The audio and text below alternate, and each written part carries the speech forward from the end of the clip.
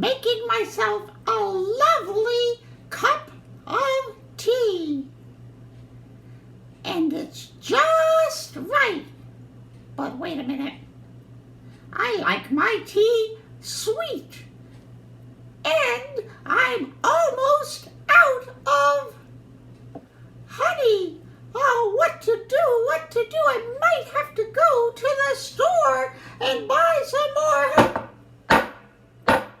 What's that? Somebody's knocking at my door. Who's there? Honeybee. Honeybee? And I need some honey, and a honeybee is knocking at my door? Maybe the honeybee has brought me some honey, and then I won't have to go to the store. Okay, who's there? Honeybee. Honeybee who?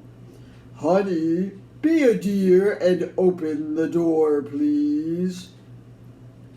Honeybee, a dear, and open the... I don't think I want to open the door because if you are a honeybee, you might sting me.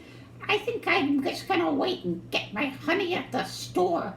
And besides, I don't like knock-knock jokes, and I'm starting to think that was a knock-knock joke.